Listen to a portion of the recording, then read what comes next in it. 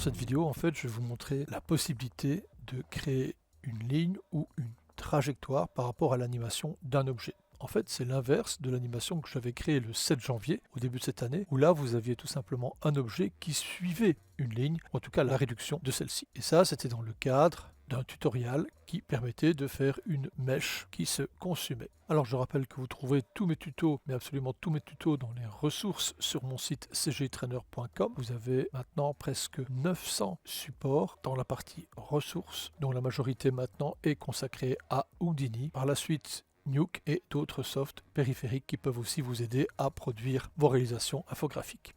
L'objectif de cette vidéo est donc de créer un chemin qui va suivre un objet.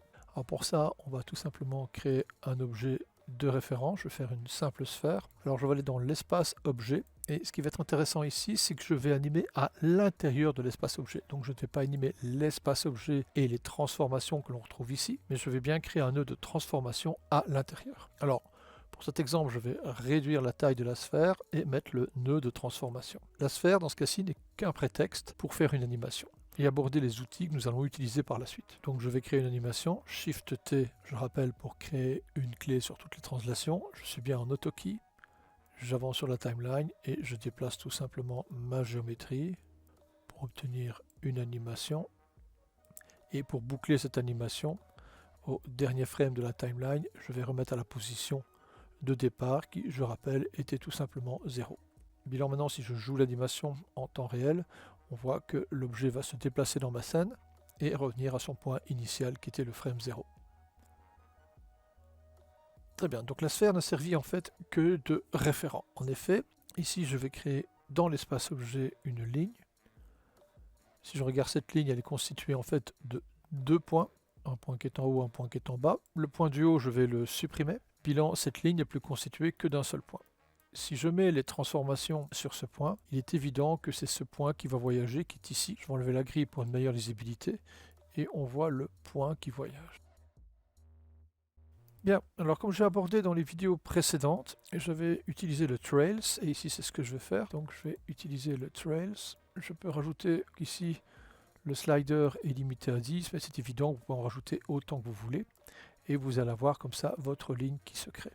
Mais le Trails Increment va gérer un autre aspect qui va vous permettre d'obtenir un certain nombre de points sur toute la longueur. Alors, ce que vous pouvez faire aussi, c'est d'ajouter une expression. Donc, pour cela, on va réinitialiser les valeurs. Donc, on appuie sur CTRL, bouton du milieu de la souris, et on réinitialise les valeurs et on n'a que 2 points. En effet, si je veux que le nombre de points s'implémente par rapport à la timeline, je n'ai qu'à mettre l'expression $f. Donc, on a ici $ et je vais mettre F, Enter. Et là, on remarque automatiquement que si je suis le frame 118, j'aurai 118 points et ainsi de suite.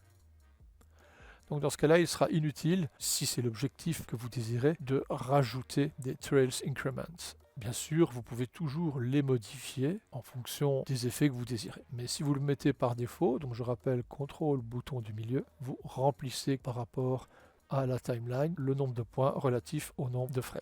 Maintenant, on va rajouter un nœud d'addition. Alors le nœud d'addition est très intéressant car il va me permettre, par exemple, si je coche l'option By Group, de connecter les points et d'en faire tout simplement une ligne. Mais voilà, en fait, c'est très simple. Maintenant, cette ligne, je peux lui donner une épaisseur avec le Polywire, ajouter le nombre de divisions pour obtenir un cercle et bien sûr réduire l'épaisseur. Vous obtenez maintenant directement une ligne qui a suivi mon animation qui était réalisée avec le nœud transform dans l'espace objet. Alors, vous pouvez encore, et si je reviens ici sur ce nœud, modifier l'échantillonnage point en rajoutant un resample. Donc le resample, c'est aussi des nœuds que j'ai déjà utilisés plusieurs fois dans mes vidéos précédentes. Et comme ça, vous pouvez optimiser la subdivision de votre maillage et revoir un petit peu ce que vous désirez dans les options du Polywire. Si d'aventure vous voulez afficher la sphère, il suffira tout simplement d'aller chercher le nœud transform qui est ici, faire un double instantisé.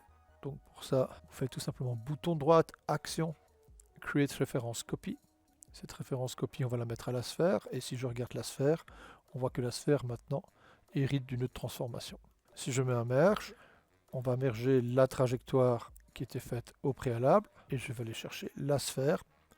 Et la sphère est ici, au bout, tout simplement. Je vais enlever la lecture des points pour avoir une meilleure lisibilité. Je vais modifier maintenant la création de la sphère en augmentant par exemple son échelle. Et vous avez comme ça une ligne. On pourrait même dire que c'est la trajectoire qui est convertie en ligne. Voici pour ce qui est de la première approche, mais on va aller un peu plus loin maintenant. Maintenant, on va partir du principe que vous créez une animation, mais cette fois-ci directement via les transformations de l'espace objet. Donc d'abord la sphère, je vais encore une fois la réduire. Maintenant j'appuie sur U pour remonter et je vais animer cette sphère en manipulant les valeurs de transformation. Donc Shift T pour avoir les clés de Translate.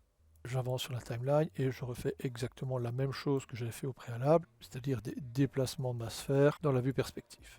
Et pour le dernier frame, je vais remettre tout à zéro. J'ai comme ça une animation qui est en boucle. Cet objet, je vais utiliser ces points.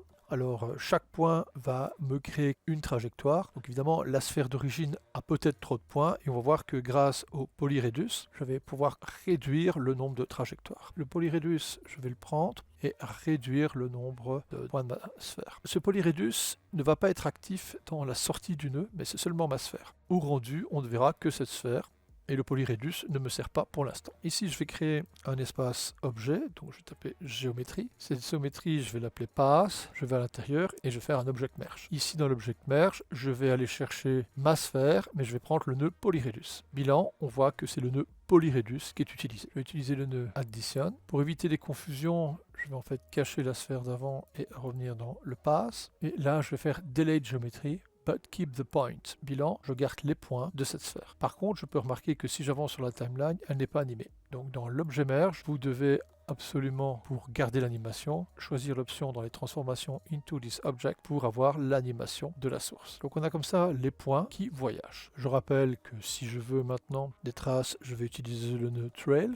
Alors encore une fois, vous pourrez jouer sur les différents nombres manuellement ou rajouter l'expression que nous avons vue avec tout simplement le $F et vous avez comme ça différentes lignes.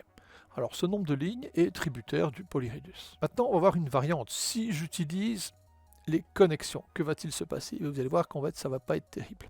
En effet, dans l'exemple précédent, j'avais rajouté le nœud addition et j'avais été dans Polygon, j'ai fait by group. Le problème ici, c'est qu'il va connecter tous les points existants. Donc j'ai besoin d'une expression en fait.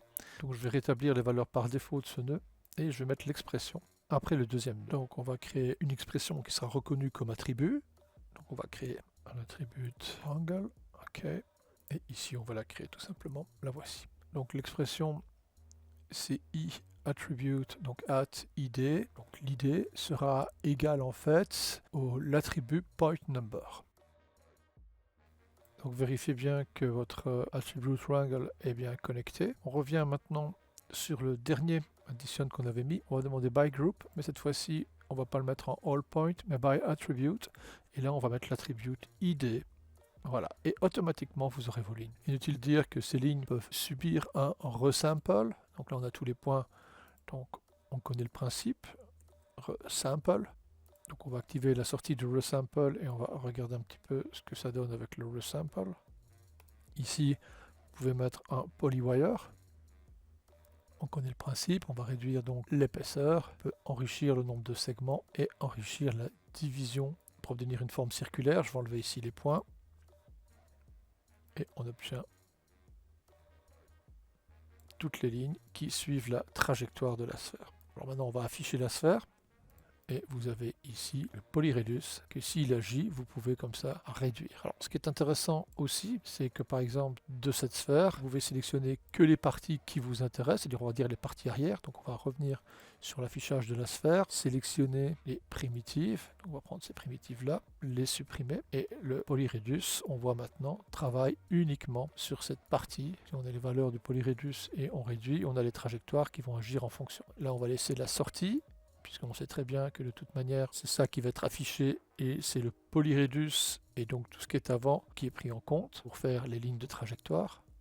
Alors tant qu'on est dans les découvertes, je vais vous montrer aussi une autre manière de créer visuellement votre trajectoire. Donc ici le polywire, je vais le déconnecter en utilisant Y et je vais utiliser le sweep du lapse curve sweep. On va connecter la première entrée et l'activer. Donc là, il peut être assez épais quand même. Donc ce que je vais faire, c'est le uniform scale ici, on va réduire. Et là, vous avez un scale ramp qui vous permet de réduire l'échelle à la base et ou à la fin, voire de modifier et de créer d'autres points. Voilà, donc c'est assez simple. Donc maintenant, si vous voulez par exemple ajuster la taille de l'objet, il suffira de mettre un nœud transform dans la sphère de référence, utiliser ce nœud transform en sortie et modifier forcément la taille de ce transform pour modifier la taille de l'objet, ou bien inversement, mettre un nœud transform ici, cette fois-ci non plus pour agrandir, mais pour réduire la taille de l'objet qui génère le chemin. Et voici le cadeau de fin d'année. À l'année prochaine.